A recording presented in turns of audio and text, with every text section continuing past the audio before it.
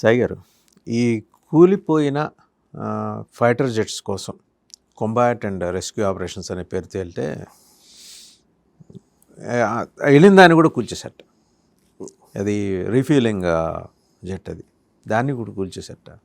అంటే ఎంత నిశ్చితంగా వాళ్ళు గమనిస్తున్నారు అసలు ఈ ఇంటెలిజెన్స్ షేరింగ్. ఎందుకంటే వాళ్ళ జీపీఎస్ అయితే వాళ్ళు they are using something else. బహుశా చైనా నుంచి ఏమన్నా సాంకేతిక పరిజ్ఞానం తీసుకొని త్రూ చైనా శాటిలైట్ ద్వారా వచ్చేదాన్ని బట్టి ట్రాక్ చేస్తున్నది ఇరాన్.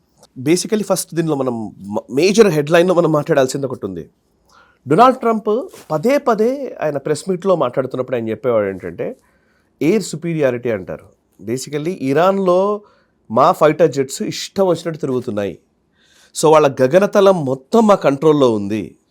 ఓకే, సో మేము ఎక్కడికంటే అక్కడికి వెళ్ళొచ్చు, ఎక్కడికంటే అక్కడికి రావచ్చు, ఎవరినంటే వాళ్ళని కొట్టచ్చు, ఎట్లా అంటే అట్లా మేము స్ట్రైక్స్ చేయొచ్చు. ఇది డొనాల్డ్ ట్రంప్ స్వయంగా ఇచ్చినటువంటి స్టేట్మెంట్.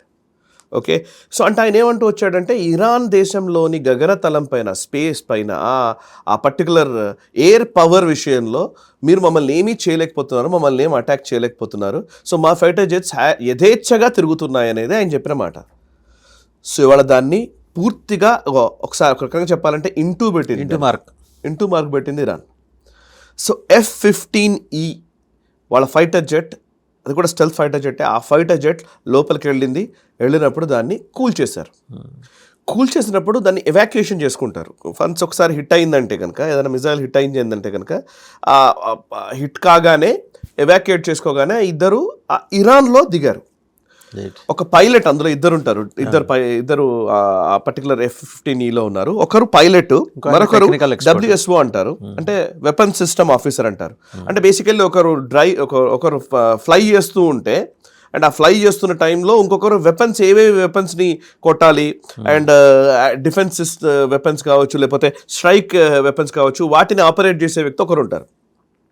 సో ఇద్దరు దిగారు, పైలట్ అండ్ WSO ఇద్దరు కూడా ఎవాక్యుయేట్ అయ్యారు. వాళ్ళు పారాషూట్స్ తోటి లోపలికి దిగారు.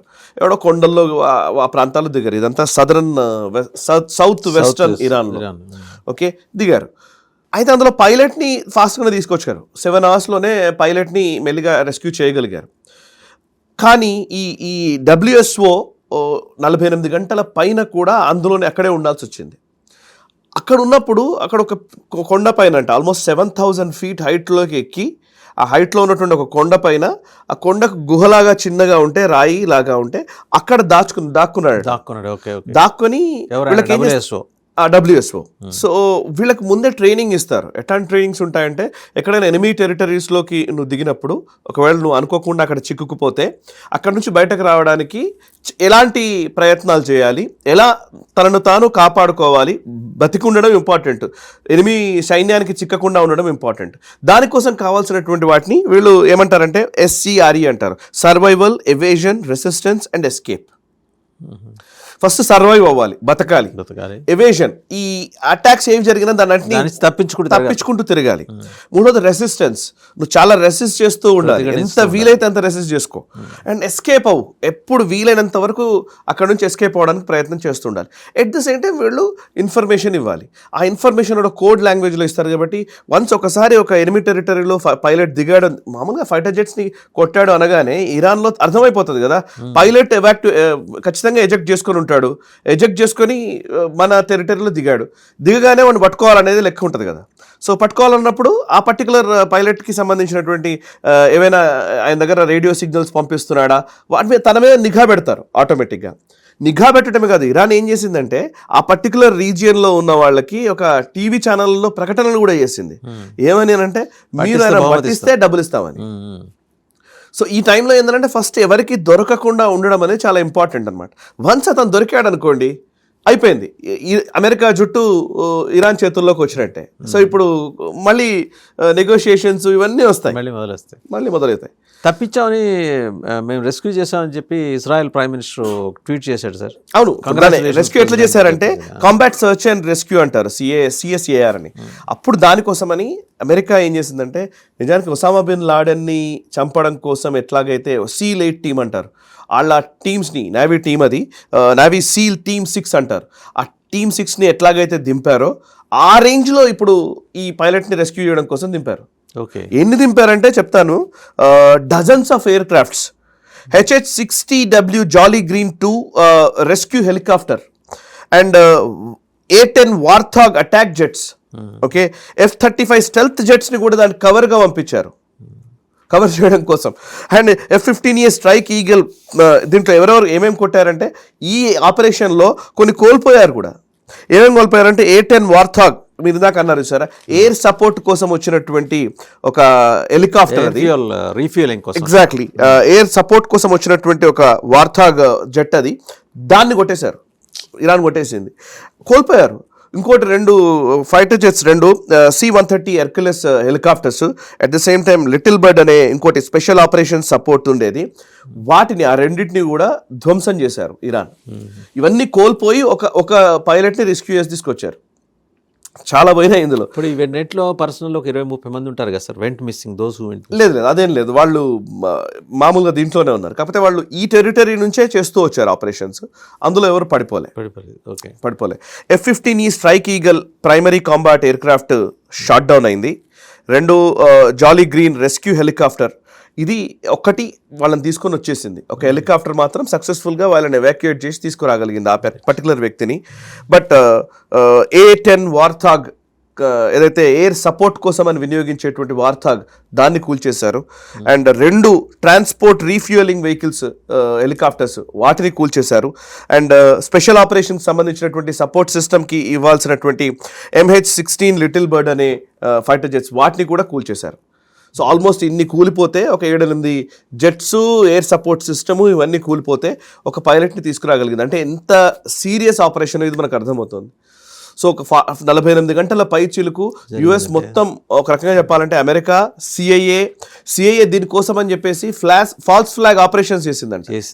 ఫాల్స్ ఫ్లాగ్ అంటే ఏమంటారంటే పర్టికులర్లీ ఆ పర్టికులర్ వ్యక్తి ఎక్కడున్నాడో వాళ్ళని, అంటే ఇరాన్ని తప్పుదోవ పట్టించే విధంగా వేరే దగ్గర ఎక్కడో ఉన్నట్టుగా దాన్ని చిత్రీకరించడము, అక్కడేదో రెస్క్యూ ఆపరేషన్ చేస్తున్నట్టుగా చూడడము, అక్కడికి హెలికాప్టర్లను పంపించడము చేయడంతో వాళ్ళని ఇటువైపు వాళ్ళ కన్ను గప్పిన తర్వాత ఇక్కడ నుంచి ఎవాక్యుయేట్ చేసి తీసుకెళ్లారు.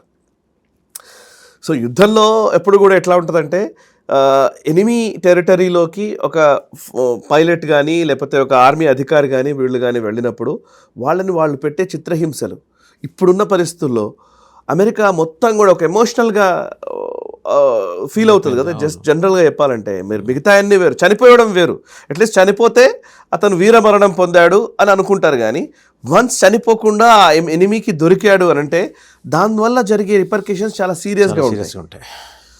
సో మొత్తానికి 48 అవర్స్లో ఏమన్నా చేస్తాడా సార్? ఎందుకంటే మనకి రేపు మంగళవారం, అంటే వాళ్ళకి వచ్చేప్పటికి ఎల్లుండి అవుతుంది, ఈ లోపల ఏమైనా చేస్తాడా? ఇప్పుడు అదే అంటున్నాను, ఇప్పుడు ఈ జరిగిన తర్వాత ఏమైపోయిందంటే ఇంకా అయితే డూ ఆర్ డై అన్న సిచ్యువేషన్ వచ్చేసింది. ఇప్పుడు మీరు అయితే పూర్తిగా ఇరాన్ని ధ్వంసం చేసేయాలి, ఇరాన్ని పూర్తిగా అసలు లేవకుండా దాన్ని కొట్టాలి, లేదు అని అంటే మొత్తానికి వదిలేసి వెళ్ళిపోవాలి. ఇప్పుడు రెండే ఉన్నాయి ఆయనకి, మధ్యస్థంగా ఏం లేవు డొనాల్డ్ ట్రంప్ చేతిలో. మొదటిది పాసిబుల్ కాదు, రెండోది ఆలోచించాడు. డొనాల్డ్ ట్రంప్ ఆలోచనకైతే అసలు కుదరదు.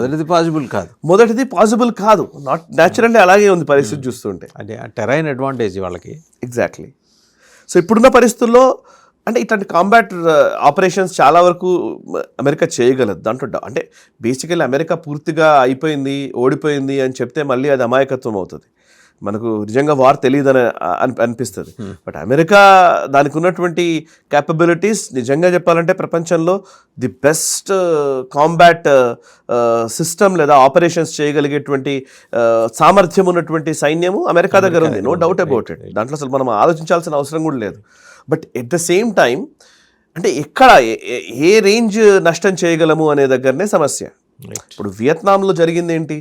వియత్నాంలో ఆ టెరైన్ వాళ్ళకి అనుకూలించలేదు, టెరైన్ వాళ్ళకి అర్థం కాలేదు, వాళ్ళు విపరీతంగా కొరియన్స్ విపరీతంగా కొట్టారు, అమెరికా బయటకు రావాల్సి వచ్చింది, వియత్నాం వారు ఓడిపోవాల్సి వచ్చింది. ఇప్పుడు తాలిబాన్ల విషయం కూడా కొన్ని 100,000 మంది చనిపోయారు. బట్ అల్టిమేట్లీ ఏం జరిగింది? ఏదైతే లక్ష్యంతో యుద్ధం స్టార్ట్ చేశారో ఆ లక్ష్యం నెరవేరకుండానే ఇంకా చెప్పాలంటే కాంట్రాస్ట్గా అదే తాలిబాన్ల చేతిలో పెట్టి రావాల్సి వచ్చింది. ఇప్పుడు ఇక్కడ అదే పరిస్థితి, మేము ఓడిపోయామని ఒప్పుకోలేరు, అదే వాళ్ళు ఓడిపోయామని ఒప్పుకోలేరు. అలాగని ఇప్పుడు ఏంటంటే తాలిబాన్లకు ఏం చేశారు, సరే మీరే చూసుకోండి, మాకు అంత తీరిక లేదని చెప్పి రావాలి, అంటే కప్పిపుచ్చుకోవటానికి అంత తీరిక లేదు, మీ గొడవ మీరు చూసుకోండి, ఎలాగో మేము చేయాల్సిన విధ్వంసం అంతా చేశాం కదా అని. ఇప్పుడు ఇరాక్ మీద యుద్ధం చేశారు. సద్దాం హుసేన్ని ఒక రకంగా చెప్పాలి, సద్దాం హుసేన్ని ప్రేరేపించింది అమెరికా. ఇరాన్ మీద యుద్ధం చేయడానికి సద్దాం హుసేన్ ప్రేరేపించారు, ఆయనను వాడుకున్నారు సద్దాం హుసేన్ని. తర్వాత సద్దాం హుసేన్నే క్లోజ్ చేశారు. బిన్ లాడెన్ అదే చేశారు, బిన్ లాడెన్ అలాగే యూజ్ చేసుకున్నారు. తర్వాత బిన్ లాడెన్ని క్లోజ్ చేశారు.